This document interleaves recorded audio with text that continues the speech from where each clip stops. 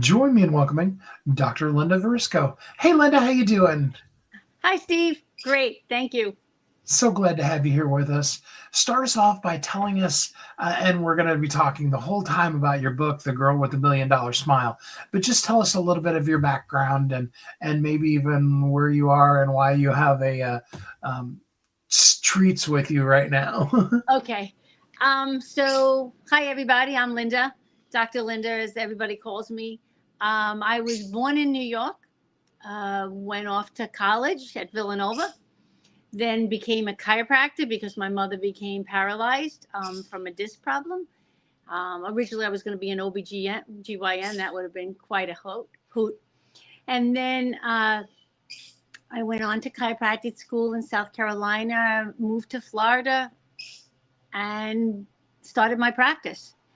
Met the man of my dreams in Cancun in 1988, who was another Italian chiropractor. What's the chances? He was practicing in California, originally from New Jersey, and he just picked me up on the beach. Actually, his father and his uncles, they were taking a family trip, and his father and his uncles kind of spotted me walking by on the beach, and they picked me up, and that was the start of the fairy tale.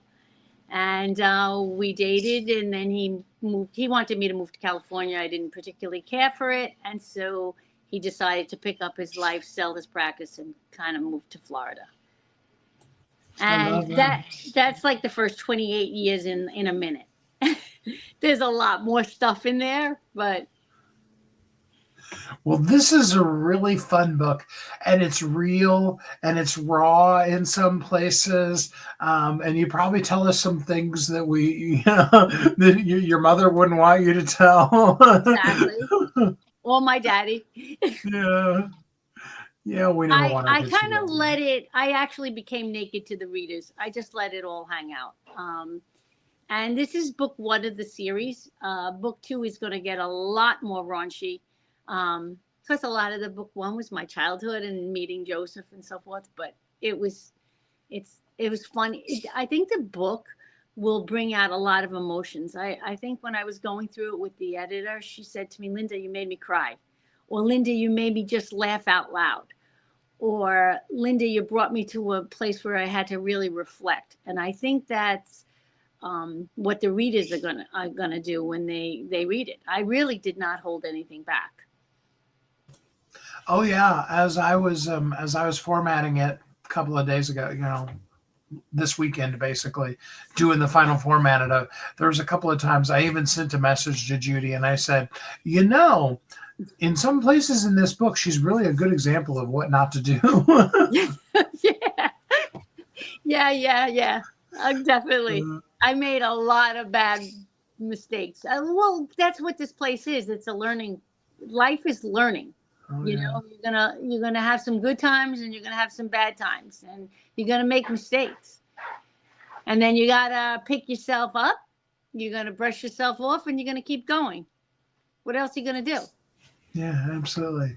And you're sitting in your back porch there in Florida.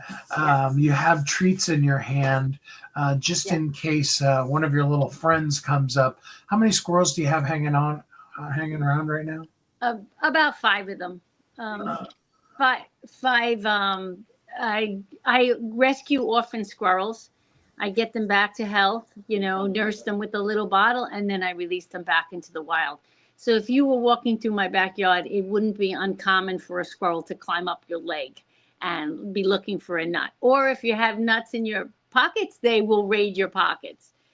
It's quite it's quite interesting. The pool man didn't know about the first squirrel, Mr. Peaches, and he came to clean the pool, and the squirrel jumped up his leg, and I can tell you that he literally almost jumped into the pool. He was so afraid.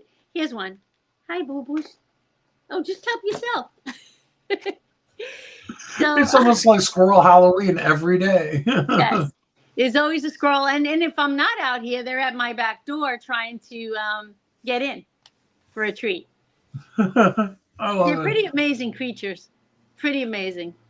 I guess it's a good thing you don't have the back door open, or they'd just be in your house. No, they Rummaging come in through the your house at the cupboards. door. Yeah. Many a times that has happened. Trust me. Oh, that's funny. So tell us a little bit about what led you to go ahead and share the things. I mean, we talked about the fact that it's some things that your mom and dad would prefer that you wouldn't have shared. So, tell us what led you to go ahead and share it. I've always wanted to write a book. And the more life experiences I had, the more I had to put on paper. And the book is basically about resilience. Like, when life knocks you down, you got to get up. A lot of people don't get up. They just stay there and they wallow it, and woe for me. So this book is like an inspirational book in a lot of ways.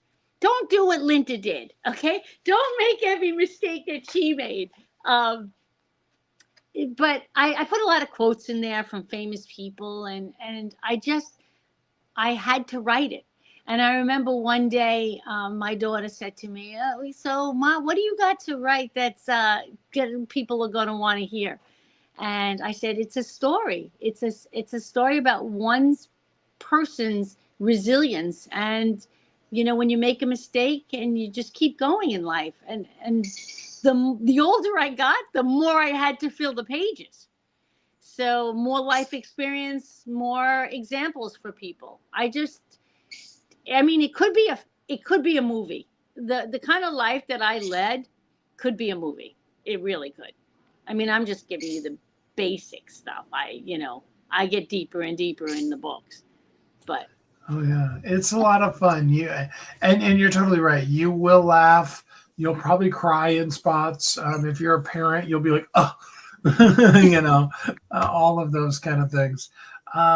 So we've gotten you to the point where you met this incredibly wonderful man. And of course, I got to read the book in order to be able to see it. But give us just a little sneak peek of what's coming up in the rest of the series. you know how they say sometimes that things are too good to be true. You better.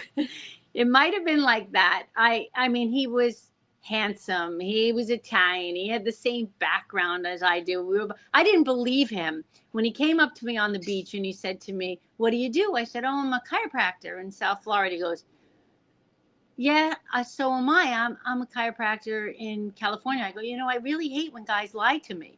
And he goes, "No, no, no, Linda. Ask me some questions." So I go, I started firing questions at him. What's the triad of multiple sclerosis? What is it? And he was answering them. I'm lucky for him, he was answering them. And then he said to me, "Wait, wait, wait. I know what I can do to convince you that I'm really a chiropractor." I go, "What is that?" He goes, "I took the Irene Gold board review for chiropractic." And I stopped in my track, because there's no way you would know that unless you were a chiropractor. So I took him back to so I had let me backtrack a little bit. I was dating this guy from Brooklyn named Joe, same name, Joe. He was just a fun time. And when I was home from college and chiropractic school, I would see him. And then I moved to Florida, and it was just fizzling out.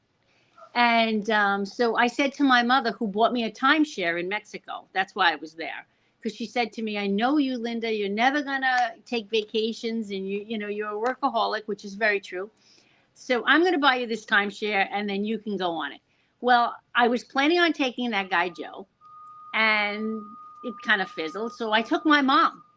So my mom and I went on this Cancun trip, and I was complaining about this. Bitching really is the right word. I was bitching about not these guys out there, and she goes, "Listen, go take a walk on the beach, clear your mind out, and then come back." It was the first day of vacation, "and we will have a blast." I said, "Okay."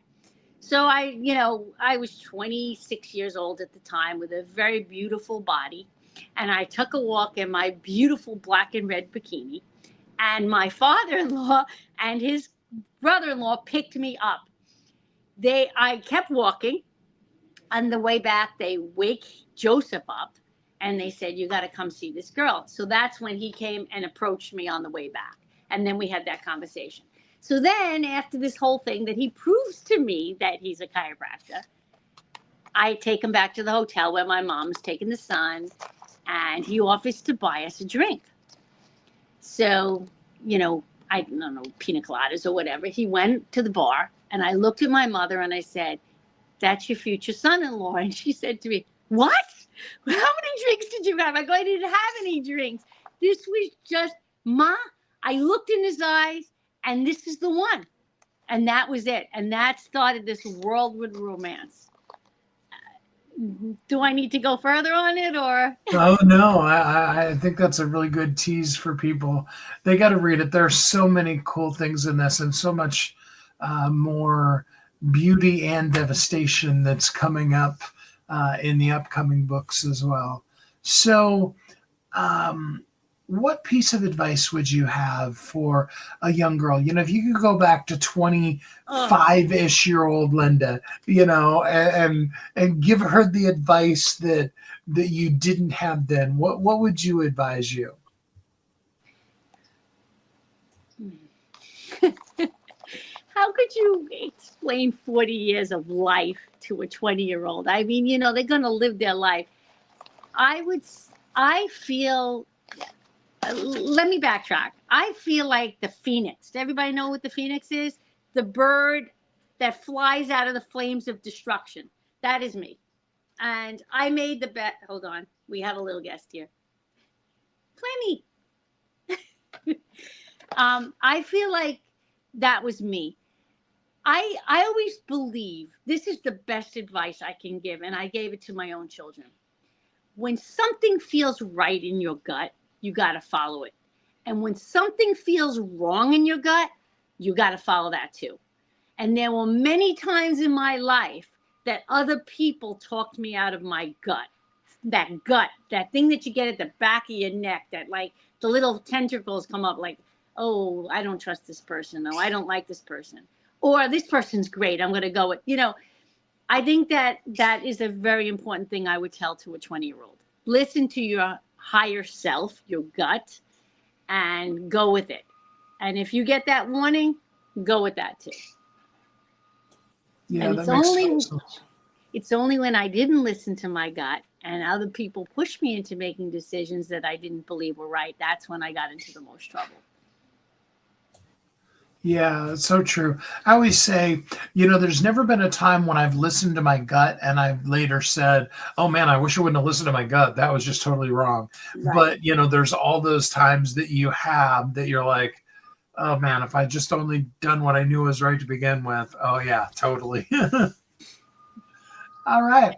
So, let's talk just a little bit about, or probably the better word is saying is specifically to the person you'd like to see read the book. Who would you really love to see this book reach? I think this book, I originally wrote it with the intention for women, but it's really about anybody who falls down and then gets up again. So, do you hear that sound? Is it live? Do you hear that? Like, I sounds like do, a. but it's not too bad. Oh, okay. It's probably really loud there where you are, but it's It not too is bad. really loud. It's coming on and off, so I'm not really sure exactly what the heck it is, but okay.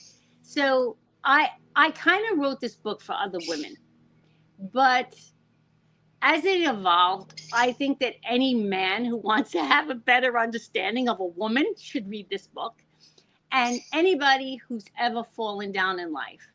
And we've all made mistakes. We've all got, people go bankrupt, people get divorced, I mean, there's a million things that we could do in this life that backfire on us. And like I said before, it's to give people hope about the future. And when you read the book and you can look at me now, you'll say, "Wow, that girl is really the phoenix. She came out of the flames of destruction." And it's just a great read. I go on.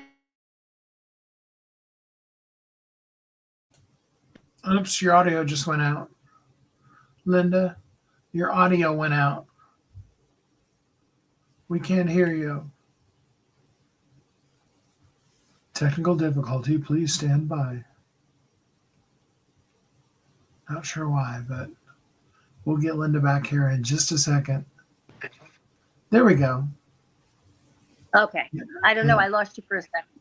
Yeah, your audio went out for just a second. I think I had a spam call coming in. What else is new? Happens all the time, doesn't it? So what was did I answer your question to your satisfaction? Yeah, absolutely. So the book is called The Girl with the $1 Million Smile, a moniker, if you will, that you absolutely have earned. And in spite of all the things you've been through, and it's available today for free, actually, the ebook on Amazon. I put the link in the comments. A person can get the book. Linda, I'm so excited for both this book as well as all the others in this series that are coming out. Thanks so much for spending some time with us here on the show today. Thank you. It was my pleasure.